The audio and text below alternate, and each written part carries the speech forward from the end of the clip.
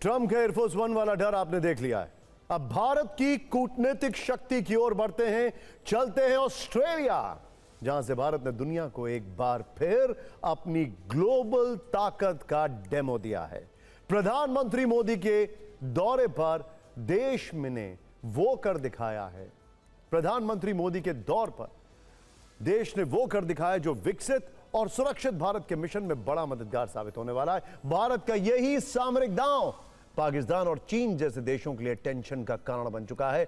यह कैसे हुआ, इसे हम डिकोड करेंगे। प्रधानमंत्री मोदी 3 दिनों के ऑस्ट्रेलिया दौरे पर हैं।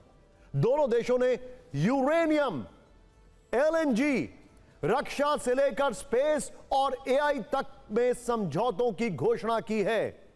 आज वो ऑस्ट्रेलिया के प्रधानमंत्री एंथनी एल्बनीज से मिले।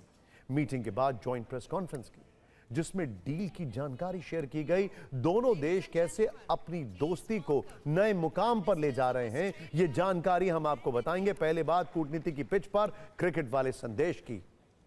प्रधानमंत्री मोदी ने ऑस्ट्रेलिया के साथ रिश्ते को क्रिकेट के टर्म में समझाया। T20 की रफ्तार से फैसले और टेस्ट मैच जैसी लंबी पार्टनरशिप का मतलब बताया। क्रिकेट भारत और ऑस्ट्रेलिया के रिश्तों की अपनी डिप्लोमेटिक लैंग्वेज है, इसलिए हमारी मीटिंग्स भी क्रिकेट जैसी लगती है। एजेंडा वनडे जैसा फोकस है, डिसीजन T20 जितने तेज है और पार्टनरशिप टेस्ट मैच जितनी लंबी और गहरी।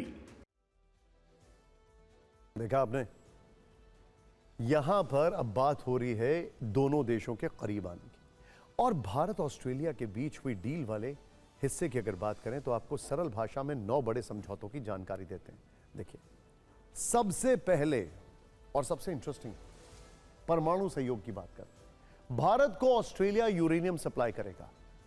बिजली में आत्मनिर्भरता और 2047 के विकसित भारत में इसे बड़ा कदम माना जा रहा है। नंबर 2, समृद्ध इंडो पैसिफिक सहयोग पर अपनी साझा प्रतिबद्धता दोहराई। दोनों देशों ने माना कि क्षेत्रीय सुरक्षा के लिए प्रभावी समुद्री सहयोग बेहद जरूरी है। समंदर में चीन के बढ़ते दखल के बाद समुद्री सुरक्षा इस वक्त एक बहुत बड़ा मसला है। इस पर भी कई समझौते हुए हैं। भारतीय तटरक्षक और ऑस्ट्रेलियाई मैरीटाइम बॉर्डर कमांड के बीच MOU साइन किया गया।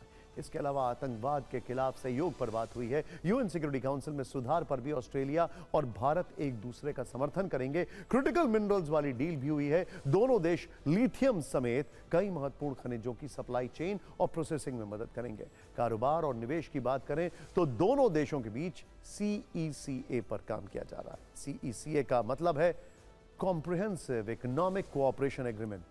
इससे व्यापार को बूस्ट मिलेगा। अंतरिक्ष सहयोग पर भी समझौते हुए हैं। गगनयान मिशन में ऑस्ट्रेलिया भारत की मदद करेगा। शिक्षा और स्किल डेवलपमेंट में सहयोग पर सहमति बनी है। इसके तहत भारत में ऑस्ट्रेलिया यूनिवर्सिटी के कैंपस खुलेंगे। साइबर और नई तकनीक की बात करें तो AI, क्रिटिकल टेक्नोलॉजी और सप्लाई चेन को लेकर भी साझेदारी हुई है। यानी टेक्नोलॉजी से लेकर अंतरिक्ष तक, समुद्री सुरक्षा से लेकर आर्थिक साझेदारी बढ़ाने तक पर जोर है। ये समझौते ऐसे वक्त में हुए जब चीन अपने सैन्य विस्तार और हिंद प्रशांत क्षेत्र में विस्तारवादी नीति पर आगे बढ़ रहा है।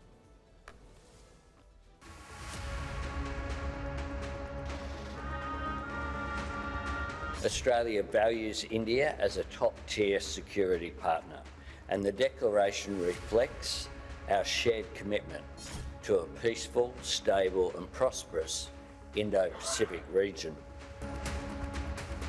इंडो पैसिफिक केवल 2 महासागरों का संगम नहीं है, यह भारत और ऑस्ट्रेलिया जैसे लाइक माइंडेड डेमोक्रेसीज के शेयर्ड एस्पिरेशंस का भी प्रतीक है।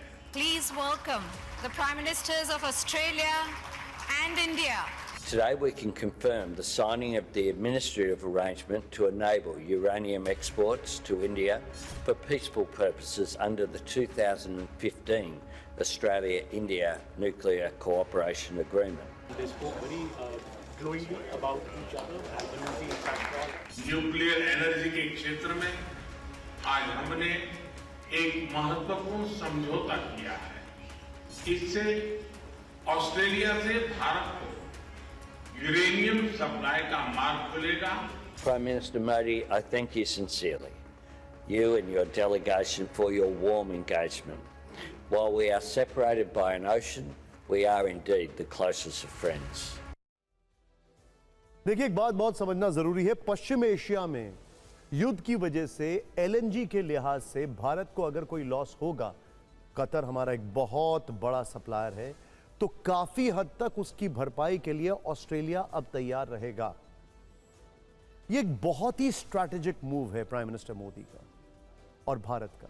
क्यों? मल्टीपोलर वर्ल्ड ऑर्डर में हमने पहले ब्रिटेन से डील की, फिर उसके बाद यूरोपियन यूनियन से डील की, साउथ एशिया की तरफ इंडोनेशिया, मलेशिया, फिलीपींस, इनसे हमारी बातचीत चल रही है, कई सारी चीजें आगे बढ़ चुकी हैं और अब बारी है ऑस्ट्रेलिया की। यानी हमने एक मुल्क पर अपनी निर्भरता नहीं रखी है। यह बहुत ही बड़ा टैक्टिकल मूव है। भारत ऑस्ट्रेलिया के बीच परमाणु सहयोग के तहत यूरेनियम सप्लाई की बहुत ज्यादा चर्चा है। इससे भारत के स्वच्छ ऊर्जा मिशन को मजबूती मिलेगी। पीएम मोदी ने खुद कई बार इसका जिक्र किया। भारत की ऊर्जा जरूरतों का यह कैसे परमानेंट समाधान करेगा, इसे समझते हैं। परमाणु रिएक्टर से बिजली बनाने के लिए यूरेनियम जरूरी है। भारत के कुल बिजली उत्पादन में परमाणु ऊर्जा का हिस्सा सिर्फ 3% है। भारत 2047 तक 100 गीगावाट परमाणु ऊर्जा का उत्पादन करना चाहता है, जो लगभग 6 करोड़ घरों को बिजली देने के लिए पर्याप्त होगा। सरकार ने 2070 तक नेट जीरो कार्बन उत्सर्जन का लक्ष्य रखा है। इसके लिए कोयले पर निर्भरता करने और परमाणु ऊर्जा क्षमता बढ़ाने की योजना है। कोयले पर निर्भरता कम करने, जिससे यूरेनियम बड़ा फैक्टर होगा। यानी यूरेनियम से बिजली उत्पादन बढ़ेगा तो कोयले पर निर्भरता कम होगी। वैसे तो परमाणु सहयोग को लेकर 2014 में ही ऑस्ट्रेलिया से समझौता हुआ था, लेकिन तकनीकी प्रक्रियाएं पूरी नहीं होने से यूरेनियम की सप्लाई शुरू नहीं हो पाई। इस डील के बाद अब ये ब्रेकर हट गया है। भारत इस वक्त 4 देशों से यूरेनियम खरीद रहा है। ऑस्ट्रेलिया का नंबर 5वां है। कजाकिस्तान भारत का सबसे बड़ा यूरेनियम सोर्स है। वहां से लगभग 50% यूरेनियम भारत खरीदता है। कनाडा से लगभग 30% यूरेनियम आता है। रूस का हिस्सा 10 से 15% है। उज्बेकिस्तान से करीब 10% यूरेनियम भारत खरीदता है। ऑस्ट्रेलिया से कितना यूरेनियम सप्लाई होगा, अभी इसकी डिटेल आनी बाकी है। ब्यौरा आने पर यह पता चलेगा कि सप्लाई वाले देशों की लिस्ट में वो किस स्थान पर है। ऑस्ट्रेलिया के पास दुनिया का लगभग 28% यूरेनियम भंडार है, लेकिन वो ना तो परमाणु ऊर्जा का इस्तेमाल करता है और ना ही परमाणु हथियार का। वो पूरा निर्यात कर देता है। भारत में यूरेनियम का भंडार तो है, लेकिन बिजली प्रबंधन के लिए जिस क्वालिटी का यूरेनियम चाहिए वो मौजूद नहीं है। इसीलिए विदेशों से आयात करना पड़ता है। कूटनीति की पिच पर मजबूती दिखाने के बाद प्रधानमंत्री मोदी ने 30,000 भारतीयों को मेलबर्न में संबोधित किया। वो 12 साल में 3 बार ऑस्ट्रेलिया जा चुके हैं। यानी क्रिकेट की भाषा में कहें तो ये उनका हैट्रिक दौरा हो चुका है। मेलबर्न मीट्स मोदी कार्यक्रम में उन्होंने ऑपरेशन सिंदूर का जिक्र करते हुए इशारों में चीन और पाकिस्तान को कड़ा संदेश दिया।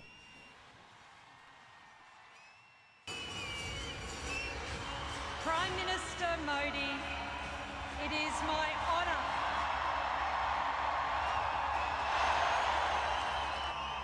मेलबर्न शहर एक दिन में ही 4 सीजन के दर्शन करा देता है, लेकिन भारतीय समुदाय ने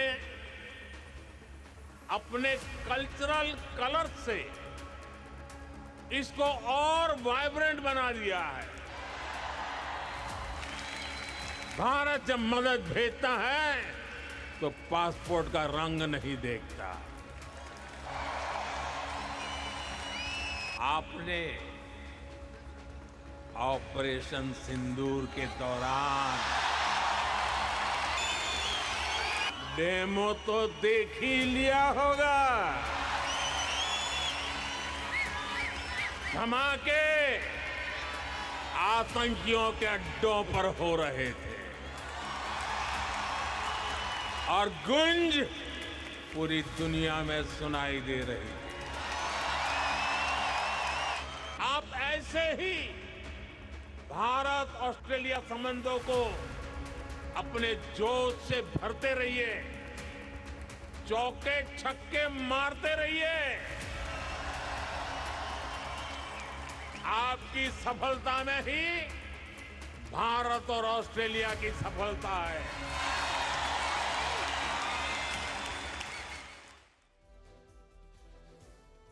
अब हम बात करते हैं फिक्र के लेंस की। जरा ध्यान से देखिए, भारत ऑस्ट्रेलिया का छठा सबसे बड़ा व्यापारिक साझेदार है। अगर बात की जाए दोनों देशों के बीच 2024-25 में 24 अरब अमेरिकी डॉलर का कारोबार हुआ, जिसे 2030 तक बढ़ाकर 100 अरब अमेरिकी डॉलर तक ले जाने का लक्ष्य है। फिक्र के लेंस से देखें तो इसमें भारत का जितना फायदा है, बीजिंग के लिए उतनी बड़ी चिंता है।